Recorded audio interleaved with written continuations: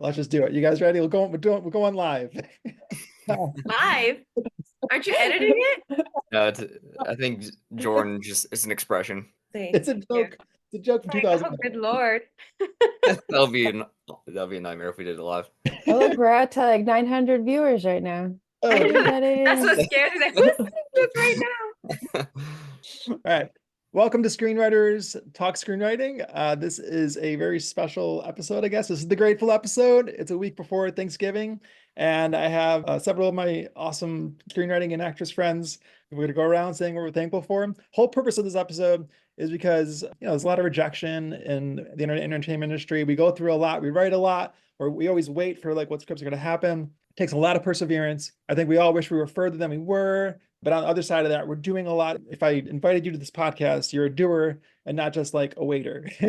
You know what I mean? In both sense of the word. Both. Yeah, we're making things happen. The doers. Yeah, the doers, exactly. All right, so for the fun of chaos, can we all yell Screenwriters Talk Screenwriting? Ready? 1, 2, 3. Screenwriters Talk Screenwriting. Perfect. Screenwriters talk screenwriting. Screenwriters talk screenwriting. Screenwriters talk screenwriting. Although I feel like a fraud because I'm not a screenwriter. Either. You're acting though. You're acting like a screenwriter. Oh, how about collaborative artists support collaborative artists? Doesn't have the same ring to it, I know. Oh, it doesn't. I'd say both of you are keyed in enough to like our table reading stuff that like you're aware of the screenwriting process a little bit. That's true. Yeah. And I think it's super important as a screenwriter. I think it's super important also to know actors because like you get to do table reads. Like it's one of my grateful things, like table reads, because I know all these awesome actors I can have table reads with. You should know producers, directors, because you learn more from them. When I see you act, I know how to write better dialogue based on the actors I have, because if I never talked to actors, I would just be writing, I think, shitty dialogue all the time. So yeah. You're incapable of shitty dialogue, Jordan. Come on. I mean, I think I was, but not anymore. There you go. Yeah. All right, cool. Let's say your name and then actress or screenwriter or both for you now, and then we'll do the Grateful 10. Okay, cool. Well, hello everybody. I'm Marisa Dzintars. I'm a writer, actor, filmmaker, multi-hyphenate. Yay! Woo! I think I'm next. Hi everyone. I'm Gloria Garayua. I'm an actress and an acting teacher and coach. Yay! I guess I'm next. All right, I'm Jordan Imiola. If you're listening to the podcast, you probably know who I am. Screenwriter and also writing coach. Hi, I'm Gloria Tsai, and I am an actor, voice actor. That's about it. Maybe I should try writing. If you stay around Jordan long enough, he'll make you know. It's true in Marissa's case. Go ahead, David. And I am David Wingert. I'm typically last whenever we go alphabetical order by last name. I'm used to that. I am a screenwriter, and I think I owe often a comedy screenwriter, and I think I owe that to Jordan for the most part. He kind of got me into that. Yeah. And you're a director too. And director, yeah. That's pretty big right now.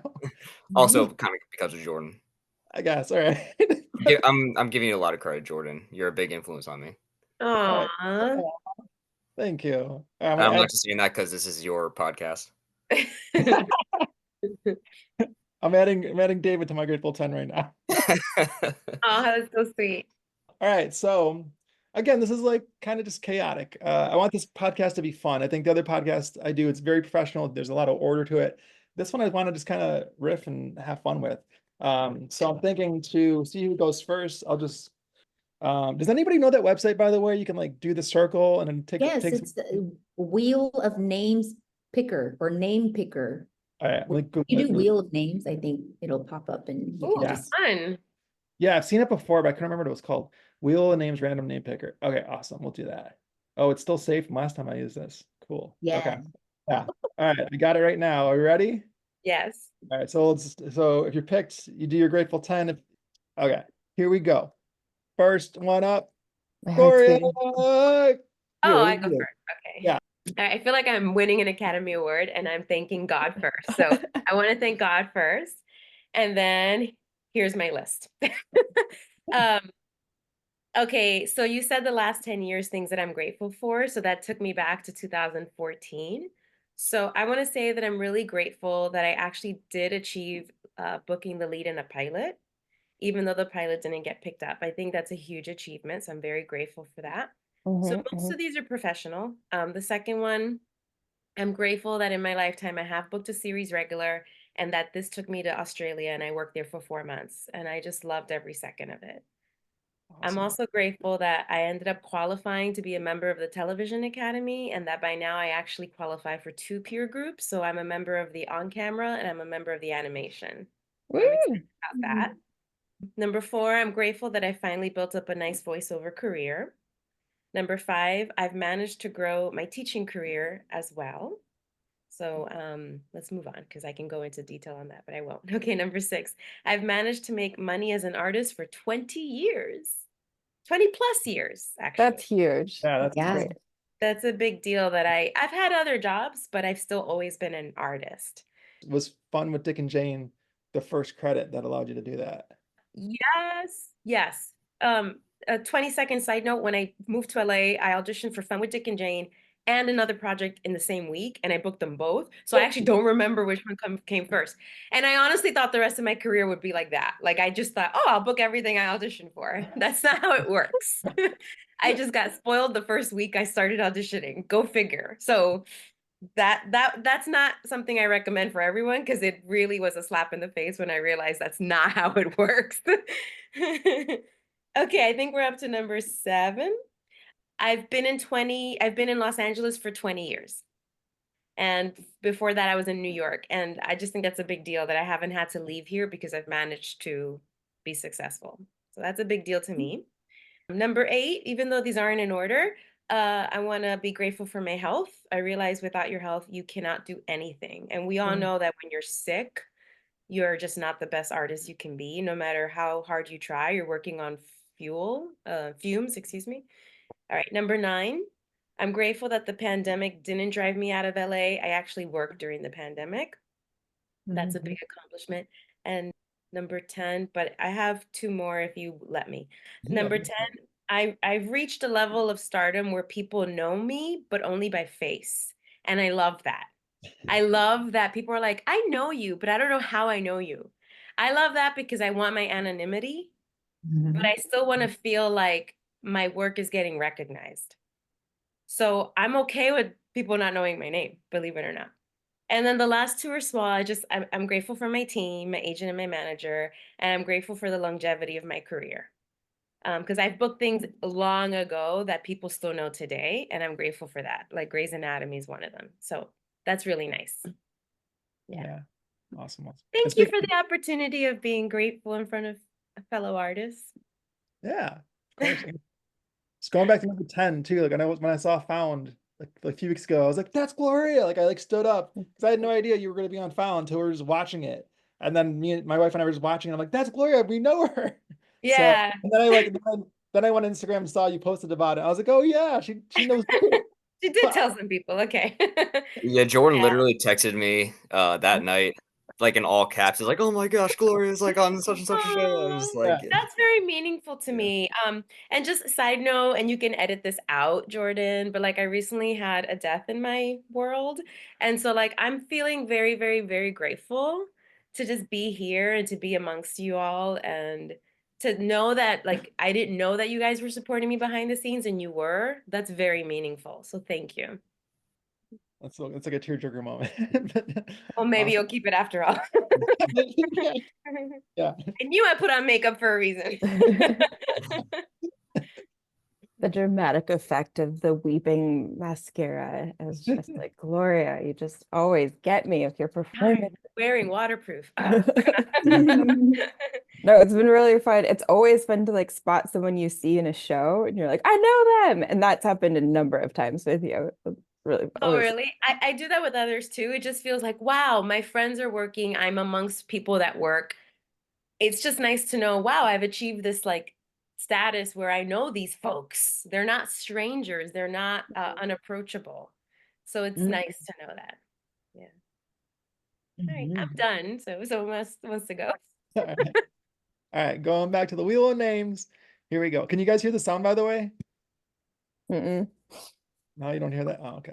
There's a little sound with it. Can you sing it? And I can. it's all right, it's me. All right, so my grateful 10. Again, this is no order, but yeah, all right, I'll say number one. It's kind of general, but like people in my life, my family, my friends, my wife, people who support me pretty much, and are always with me, support my writing. I think especially with the first screenplay I ever sold.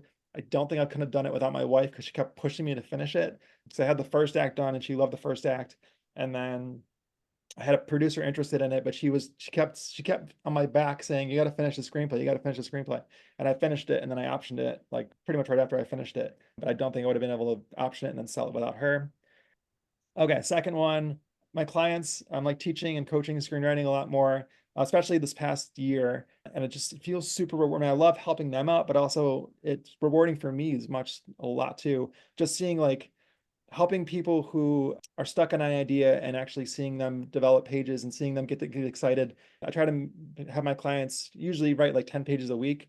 And the first week they're always like intimidated, like, what do you mean 10 pages? And then eventually when they get to page 30, they're like, yeah, I can do it. And I love seeing that energy and seeing them, grow and become a screenwriter. And I always try to, when they finish their first draft, I always tell them like, go out and celebrate, go get sushi, go. And it's just super rewarding for me. And I love doing that. So, and I love clients who find me and hearing their stories. And I love seeing where they're from. Because I have like people in Canada now and LA and just kind of across the nation, which is really cool. So also Zoom, I think is kind of grateful. I'm grateful for Zoom because of that too, because Zoom makes that happen. Okay, third thing, Christmas staycation. Pandemic was the most depressing era of our lives, I think. I was depressed for like at least 6 months. Everything I wrote, I did not like during that time. And then it was cool to turn something negative to a positive because I had an idea of writing a Christmas movie where people couldn't see each other in person. So they had a virtual Christmas party on Zoom. And like a lot of you were part of that. And I couldn't have done that without you. And it was so cool to just like have a group project towards the end of the year. And we all did it within like 3 months. That was an awesome way to end 2020, turning a negative year to a great year in the end.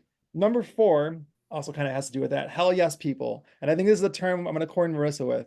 Because I think you're the one who told me hell yes people. Hell yes people are like people who like say yes to a project and then they like go beyond. And I know like Marisa and David, I've worked with you several times and both of you are these people. Christmas Staycation, for example, like Marisa, not only did you act in it, but then one day you sent me a poster and I was like, yes! Oh, Like you said, that project was a good escape for everybody at the end of that year. Like collaborative family project and like huge distraction from, the world falling apart. Yeah. yeah. Yeah. But it was just so cool to like also see people join in and then like I asked them to do like one thing and then they're like, and I want to do this and I want to do that. And like, here you go, here's this free thing. And it was just awesome. And I like I use the term hell yes people, but I think Marisa, I think you're the one who taught me that term. I Sounds think like maybe something I would say. yeah, I think you said it like 2019, 2020. And I noticed that like there's some people I ask, I'm like, hey, do you want to work on this project? And then they're like, let me get back to you, or let me check my schedule. And they're the let me check my schedule people. I like the people who go, yes, let's figure out a time, let's do it, and we just get it done. And I'm finding more of those people now in Buffalo, but I just love people who, and I think pretty much everyone here is like that. They're like, yeah, you all replied yes to the email. It wasn't like, hey, let me check my schedule. You're like, yeah, I want to be on this podcast. Let's make it happen. So love hell yes, people. All right, next thing. I'm also thankful for time in LA. I was there for 12 years. I did get kind of sick of it towards the end. I just got sick of traffic. I did not like being in the car so much. But I am thankful for all the time in LA because I learned so much. I worked for a bunch of production companies. I had a bunch of different jobs for different studios and like different CEOs as well. And I feel like I learned so much from all these people. And I still apply to the things I learned to this day. And it was a really good not only education but experience. So I'm very thankful for that. And I feel like I was there. The years I was there were like the years I definitely should have been there. I feel like. And let's see. Okay. Next thing is music. I just love music. I love this is like a random one, but music just cheers me up whenever I need to like be cheered up. When I'm writing, I always have like music in the background. I usually listen to Triple J and it's Australian, and I'm not like even paying attention to it half the time, but it just drives me. And as I'm writing, I always listen to music. And I also love concerts. Like concerts are my favorite things to do in the summertime. So yeah, I love music. All right, I think this is 9. Ooh, I'm running out of things. You're up to 7. I'm keeping track. Oh, okay, cool. All right. Because I like being reminded, what have I forgotten to be grateful for? Yeah. So I'm writing them down for that reason. That's all. Cool. Table reads. I mean, and Deadline Junkies, our writing group, but I think table reads have helped my script so much. They also provide deadlines for me because I will plan a table read a month from now, and then 2 weeks before that, I'm like, oh, I gotta get writing because I've already scheduled table reads with all these people. And the notes you all provide, the acting, like the 3 actors here, like you're all amazing, and like you all bring my characters to life. And so not only do I look forward to having the deadline to make the scripts good, but like I love hearing the characters come to life and talk to me in like different ways than I could just writing it. And I'm always like learning more about the characters when actors act them out than even before I was writing it. So table reads are immensely helpful. I kind of calculated this last week, and I think I've done over 150 table reads over the past like 12 years. And then with like Deadline Junkies, I've experienced more than 1,000. So they're so helpful. I think table reads are something if you're not a screenwriter and regularly, I think you don't know what a table read experience is like until you do your first one. Then you're like, wow, this I should be doing this all the time. So table reads for sure. How many I got more? I got 2 left or one one left, Gloria? Keep going. It's your podcast. That's true. That's true. As many as you want. All right, I'm gonna wrap this up into one. I think our health also I'm very grateful for, but I think physical health, mental health, and walking. I walk my dog every day now for like 20 minutes a day, and it not only provides like clarity in my mind, but if I don't walk, my mind's like, no, you've got to walk. You should, like it's a habit I have now. And I also kind of meditate during it as well. And I think just walking for 20 minutes a day, and it's proven scientifically, it like produces happy chemicals as you walk. So I'll say I'm also thankful for podcasts because I'm doing this one, and there's a lot of podcasts to listen to when I walk. So I'll say podcasts. I'll sneak that in there as a bonus. But I'm also going to go. My last one, I think, will be coffee. Cheers. Yeah. Cheers. Cheers. I drink it every day when I wake up. I love that first sip, as I sip right now. It's that one pleasure, right? Yeah. And coffee shops. There's a coffee shop in Buffalo called Spa Coffee. They have like, I don't know, like 7 or 8 locations. But all of them are pretty unique. There's always like art on the wall that inspires me. There's always conversations around me. Those like I'm like, oh, for like my dialogue, I'm like, oh, that's a cool how this person's talking or whatever. And the people are really nice. And for writing, when I go to a coffee shop, it helps me focus way more than when I'm at home. If I'm at home, my dog wants to play with me, or my cats, or I have laundry or whatever, but coffee shops are a great place to write for me. And I always enjoy the coffee. All right. So those are my grateful 10. Good. Woo. Very good. All right. I'm going to put the sound on so you guys can hear the wheel of randomness. Hold on. All right. You ready? Glow.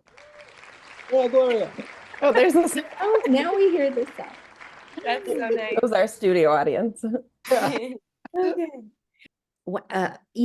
I guess I have to obviously speak from an actor point of view because I don't think of myself as a writer, but hopefully one day I will get there and do some writing, maybe some screenwriting.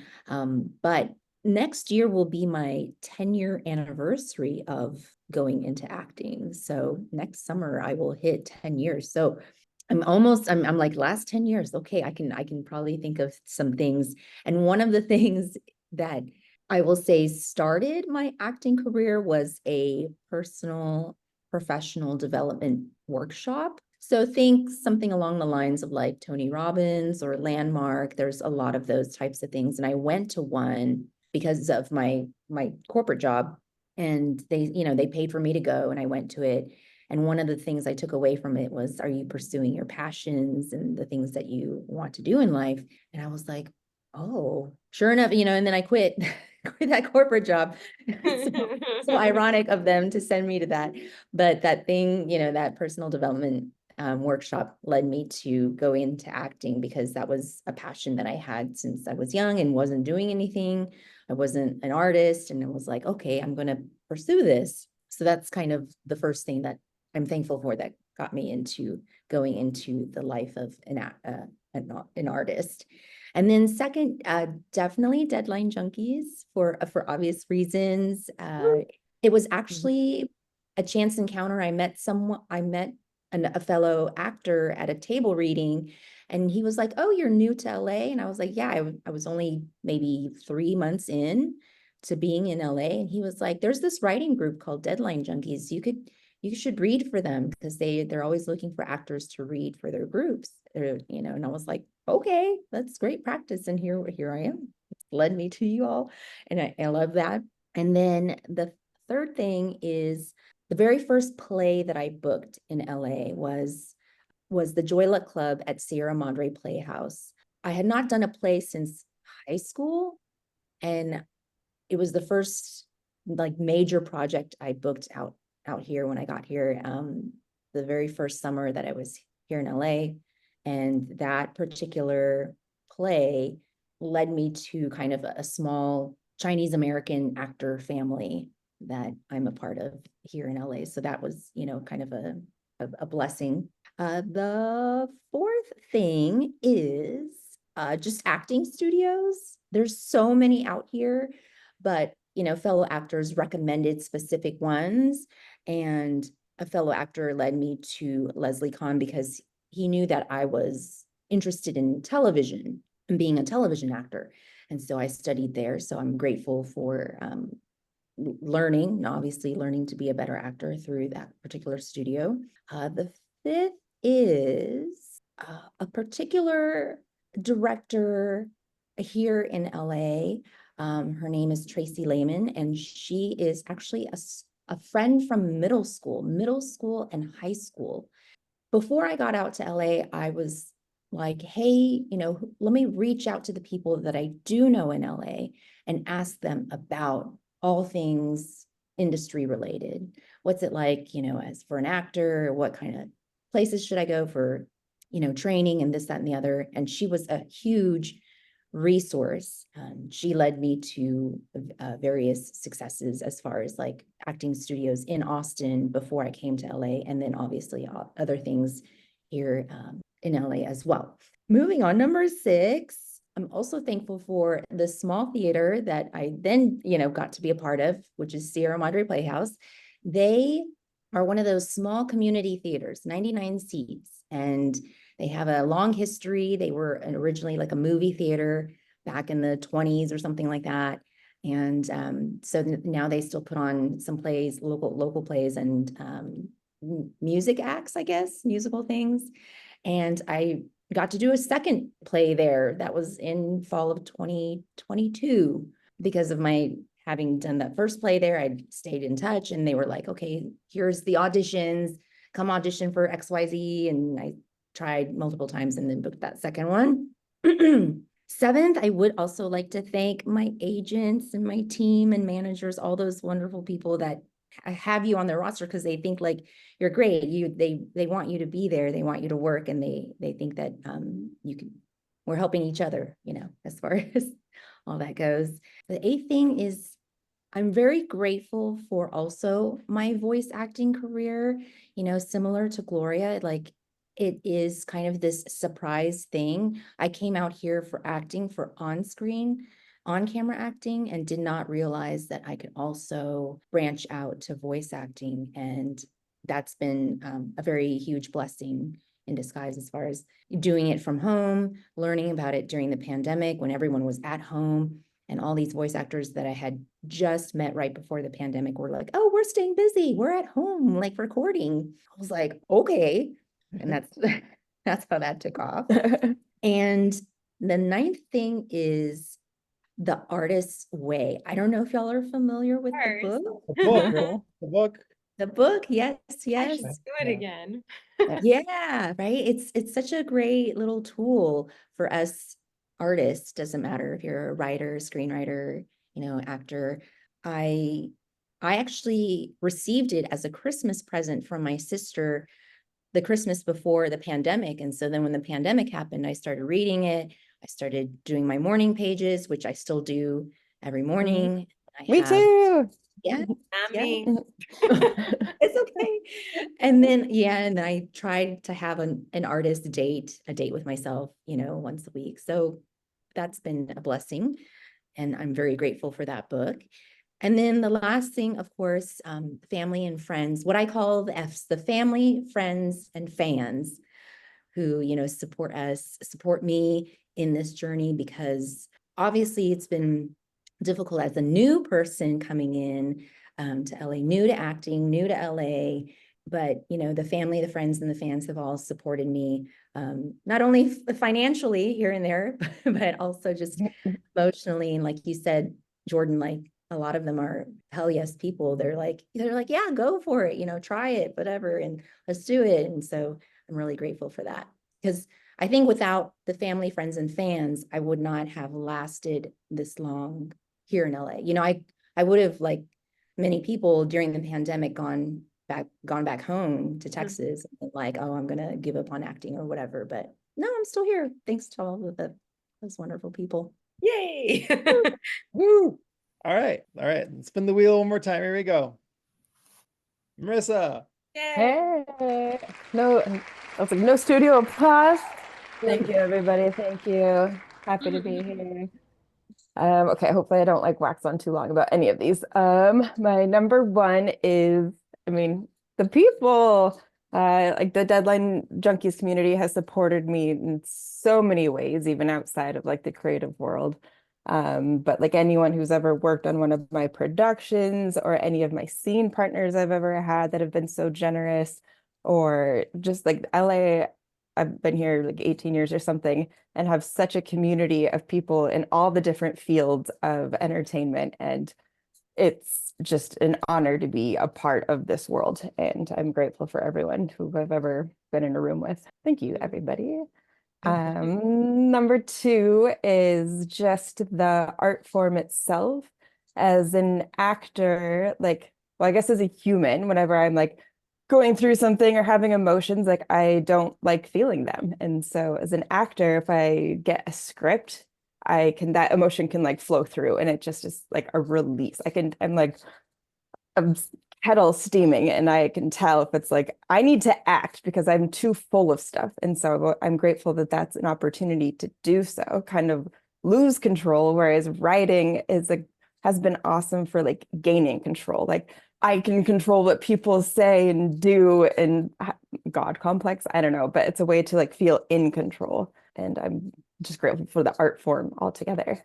Number three is the response to, I made a movie about human trafficking in Las Vegas, and it had a good, like really good social media promotion, but the most rewarding thing to me about making that project was like private emails and messages we got. They're just people being grateful for like drawing attention to the cause, and whether it's helping an individual person or somebody that they know. It was just like this whole project would be great if it helped one person, and that response was really rewarding, and I'm grateful that we made it. Beyond Number the neon. four, You gotta plug Beyond the Neon plug. Being on the what? Beyond the Beyond the neon. Neon. Beyond the Neon isn't the title? Yeah. Yeah. The title. Oh, okay. Now the audience So- is definitely gonna know it. Before they're like, "What's it called?" Now they all know it. Okay, boom, mission accomplished. Shameless plug, Beyond the Neon, stream on Amazon Prime. Uh, four is also in this world, every day is a new challenge. I learn something new every day. There's so much growth in this industry. And I don't think I could do a job where every day is the same thing and every single day is different. And I'm grateful for that. Number five is the teachers specifically. Like, I think it's easy to either start acting into a void or writing into a void, but when you're working with a teacher and getting that feedback, it's invaluable. And I could list specific teachers that I'm really grateful for, but we would be here for like 8 hours, but I'm grateful for all of them. Number six is I'm grateful for cloud-based writing software and Zoom and this tech that allows us to be collaborative and connected from all over the country and all over the world. It's something that didn't really exist even like 5 years ago. I don't know if some of these like writing softwares were cloud-based, and grateful for when grateful for the tech and grateful for when it works, because sometimes it doesn't. So it's kind of like when you're like stuffy or have a cold, like you guys said with your health, like you kind of take it for granted that you can breathe. And then so like that with technology, when it's just working, you're just like, oh yeah, it should work. But then when it doesn't work and you're like, oh, so thankful for when the tech does work. Number 7, just the independence that filmmaking gives. I moved to LA 18 years ago as an actor, never anticipating and being like a producer, a filmmaker, but through the writer strikes or the pandemic, I've always had a project in the works. And that's always kept me engaged. And I'm grateful that that has been a resource and there's been a supportive community around that just to keep things going. Like we said at the beginning of this episode, I think that there can be so much rejection as a writer, as an actor. So having that control of filmmaking, I'm grateful that that became a part of my life, even unwittingly. Number 8, the supporters, I guess, friends, like Glow's like 3 Fs, like family, friends, fans, anyone who like you can support your friend who's a writer, actor by like liking their poster, sharing their poster, giving a review on IMDb. Those are free things you can do to support. And I'm grateful for people who support artists. And specifically, I was recently making the credit roll for one of our movies where we had a GoFundMe, and was looking over the list of donators, and I was sobbing putting this list together. There was like people from high school I haven't talked to in 10 years who donated, and just like different people from like around the country that I've known from who knows what, and I'm just sobbing that people would like contribute to this project. So grateful. Is it Love at First Sight? Yeah. It's Love at First Sight. Other plug. Plug it away. Love at First Sight. Like the second plug coming 2025. Love at First Sight. We're all either in this movie or wrote this movie or David We're directed. all part of this movie. That should be part of like the community. Love at First Sight. Hopefully next year. It'll come out next year. Yeah. I think. Yep. Yeah. All right. Love at First. And we need a whole podcast about Love at First Sight. Like, I know, like, since all of us were a part of it, we could probably go on about that for far too long too.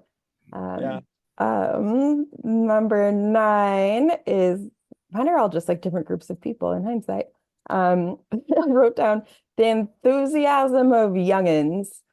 Being in this industry for so long, and the past 5 years, I've done a lot of my jobs have been doing art department and commercials, and I can get really burnt out on that and get salty about the whole industry. But then there was like a girl under me who was like doing the expense report, and it was like a Disney project or something. So she was just so stoked about doing this, like arranging receipts, just because it was like industry adjacent. And her enthusiasm was just like, yeah, why am I like so salty? Like I'm at the WB property house and I'm just like, there's no air conditioning, but people are like doing a tour of like where I'm currently working. And I'm like, yeah, let's put this in perspective. Like I'm grateful to be in this world, and I'm grateful for like the enthusiasm of anyone coming in and being in awe of the work that this community does, because it keeps me alive.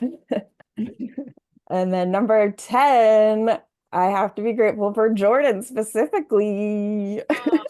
Jordan championed me being a writer in Deadline Junkies. Like I started as an actor, and I think I had like some sketches, and I was like, can I just do like a celebrity spot? And then before I knew it, I was on the rotation. Before I knew it, I was part of your Christmas movie.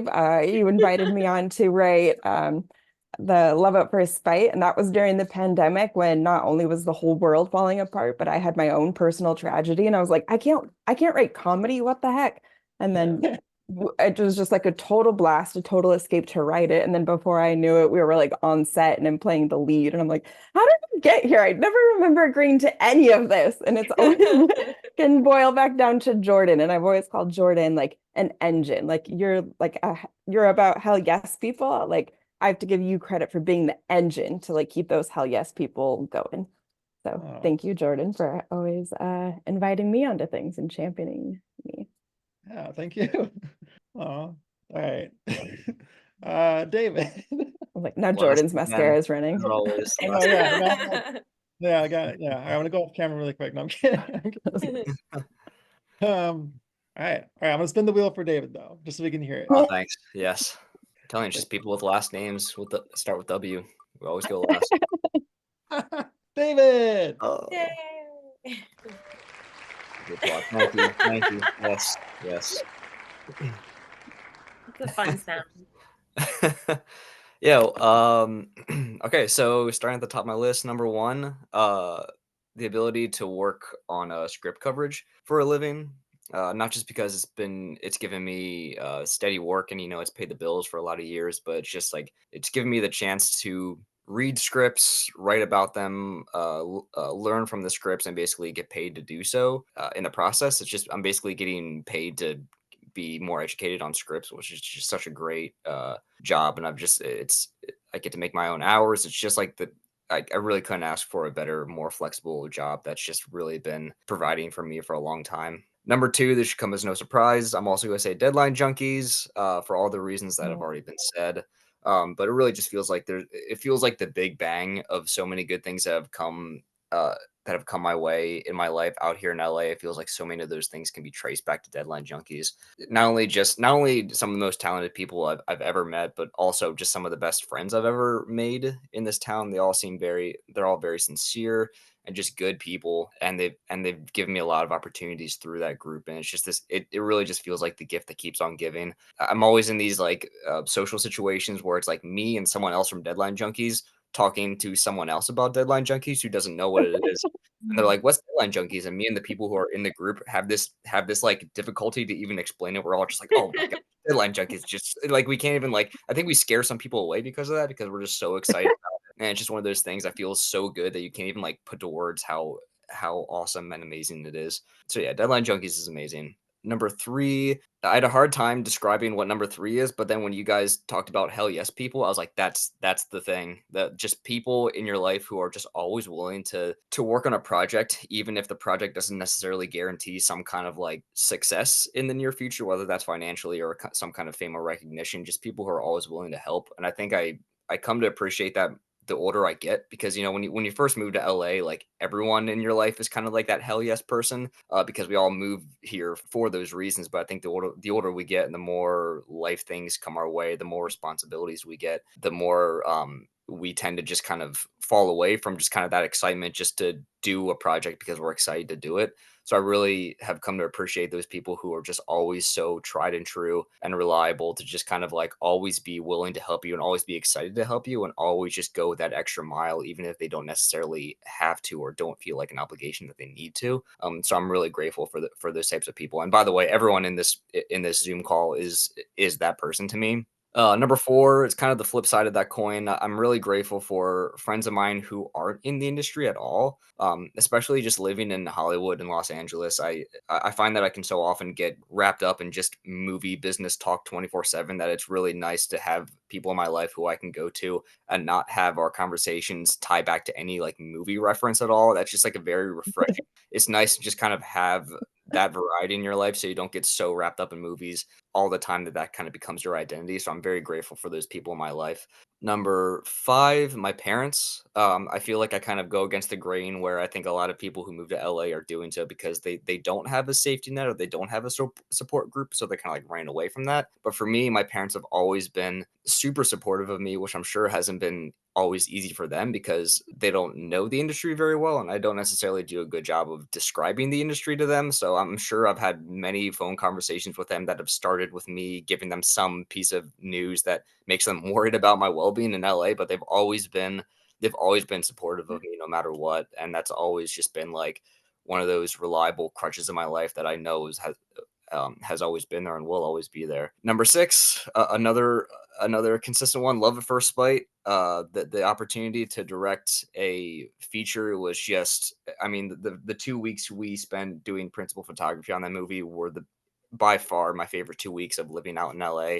Maybe my favorite 2 weeks of my life. I mean, that might be a bold statement, but I mean, it was just so much.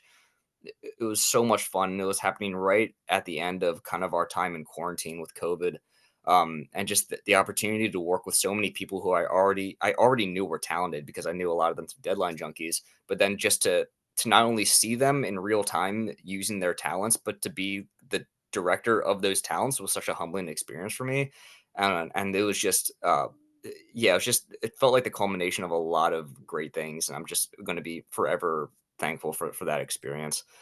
Number 7, paid writing assignments. Any time I've had the opportunity to make money writing a script, whether that's like a pilot or a short film. I even got paid to work on a graphic novel at one point, which is just incredibly fun. And I'm grateful for those assignments, but I'm also grateful for the people on those projects who basically trusted me enough with their own ideas to bring me on board. So I'm very grateful for those people who, because it's one thing if you just fund your own project, your own ideas, but to have someone in your life who trusts you enough with their own ideas to make you a collaborator on those ideas is just such a something that I'm always happy about and I'm always grateful for. Let's see, where am I? Number 8. Okay, so number 8, this isn't industry specific, but I'm grateful for the first job I had out in LA, which was a job serving tables at a retirement community in Glendale. It just really it helped me to kind of adjust to the waters in LA. I really felt like I was an outsider, and a lot of the people working at this retirement community were locals to Glendale and locals to LA, and they really just kind of accepted me as one of their own. I never felt like I never felt like I was like the odd man out in that group of employees. And really just like some of the first friends I ever made out here were in that job. And so not only did it help to pay the bills and just help me stay living out here so I could pay rent, but also just to meet real people in LA was just such a great way to kind of get me used to moving to a new place, because it was a big move for me. And I think that job really helped to kind of bridge the gap between where I came from and out here. Number 9, the ability to work remotely. I every once in a while I have to drive somewhere during rush hour, and every time I do, I'm like, I am so glad I never do this on a regular basis, because some people do, and like a lot of people still do. And I'm just so happy that that it's just like it kind of like someone mentioned this earlier, but it's like you don't realize like how grateful you are for something like that until you have to commute somewhere or drive in rush hour. And it's just one of those things that I try to keep reminding myself that I'm grateful for. Number 10, this is kind of similar to what Gloria was saying about being like the type of person who people recognize your face. I am kind of like on the flip side of that, where I like seeing friends of mine in movies and TV, or like people in front of the camera or people behind the camera. I just love being able to go to a movie and saying that I know someone either in front of the camera or behind the camera in that movie, because I think sometimes it's easy for me to forget that I live in Hollywood until like I'll give a specific example of this. I was talking to some friends of mine on the East Coast, and they were talking about shows they were watching, and then a couple of them started talking about the Cyberpunk TV show, and I was like, oh, like I know like my friends in that show, Gloria, and they're like, they didn't believe me. They're like, oh no, we're talking about like that show on Netflix. I'm like, yeah, that's the show. Like my friends in that show. And it's just like moments like that where I'm just like, oh, that's right. Like I live in Hollywood, and that's like really, really cool. It's just this. I love those like surreal moments where you're like watching a movie and you see like a famous person interacting with like your friend that you live down the street from. You're like, oh my gosh, that's like it's like this weird intersection between like your real world and like this fantasy life of Hollywood that makes you go like, oh yeah, that's right. Like I live in Hollywood, and that's pretty cool. So yeah, I guess I don't know how to encapsulate that, what I'm thankful for with that, but I'm just thankful for the opportunity to see my friends in these larger than life movies. Woo! And that's it for me. Awesome. Cool. All right. Does anybody want to plug in those socials? I just thought about that too. Oh yeah. Oh yeah, of course. All I right, think cool. that's Let's do great. that. Let's go opposite order, because David doesn't have to go last then. If David has, David, do you have socials you want to plug in? Not really. I'm like Great. not the actor in this group, so I don't have any plugs. I don't know, like Love at First Bite is gonna be a good movie when it comes out. That's not really a plug. That's not really a plug though. Yes, Well, it is. yeah, it is. Yeah, Or and you yeah, directed it. It's yeah, Love at marketing. First Bite. Yeah. So instead of following something, go watch that movie. Yeah, when it comes Yeah. out. If you're listening to this after 2025, our movie's probably out, so go watch it. Stay tuned. You could maybe follow an IMDb. Is that a Yeah, thing? Or if Yeah. you follow any of us, I'm sure it'll. yeah. All right, cool. Who's next? Glow. Me, you can find me on all the socials at Glow Tsai. So it's GLOWTSAI. I'm on TikTok with that. I'm on Instagram with that. I'm on Facebook with that. All the places. Nice, nice. I just pretty much do Instagram now. I get sick of Facebook and Twitter. It's too much. I don't know. Too sad a lot of times. So I just do Instagram. I'm on Instagram as Screenwriter Jordan. Gloria. So I mostly do Instagram too. I will occasionally check Facebook. I am not on TikTok and I am not on Twitter anymore. So Gloria Garayua, Garayua. So that's for my socials for acting stuff. But I did want to say, like, one of the classes I'm teaching at the college I work at does not require a prerequisite. So if anyone's listening and actually wants to take an acting class at a lower price point, because it's community college prices. I work at El Camino College right now, and Theater 114 does not require a prerequisite, so you can be in my class. Yay!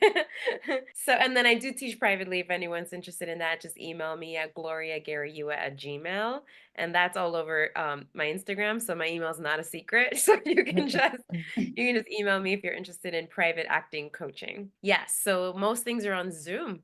Actually, and even people that live in LA prefer Zoom, so you don't have to drive. Try to For the find record. Most of my people are on Zoom. I love it. Yeah. Awesome. All right, Marisa. I'm mostly on Instagram at Marisa Dzintars, phonetically Marisad, as in David, Z as in zebra, I as in ignorant, N as in Nancy, T as in Tchaikovsky, A as in are we done yet, R as in are we done yet, and S as in see you later. You've done that before, haven't you, Marissa? Oh, it's my favorite party trick. I think that was a stand-up act before Marissa joined our Awesome. All right. Well, that's it. Thank you, everyone. All right. Well, thank you so much. That was a great episode. It was cool. It was awesome to hear all the things they're grateful for. I'm gonna go cry now after Marissa talked about me. No, no. I got a client at 3:00. I ain't got time for that. No time to cry. Happy Thanksgiving, everyone, too. And Yeah, happy you know what? Thanksgiving, everyone. You know what I want to do? I thought about this. I want to end every podcast episode with a joke. So does someone have a joke they wanna say? Mm, I should have told you guys this before. yeah. I only know stupid jokes. Like, what That's do you fine. call a bird that lives by the bay? A bagel. Yes. Okay, what do you call something that's red, white and black and red all over? What? A newspaper. Oh my gosh. Oh my goodness. Hey, I have a series of beef ones. go for it. Go for it. This is your. I'm not gonna remember them. What do you call a cow with 3 legs? What? Tri-tip. What do you call a cow with 2 legs? Lean beef. Thanks. Is there a 1-leg one? What do you call a cow with no legs? Ground beef. Oh. What do you call a deer with no eyes? No idea.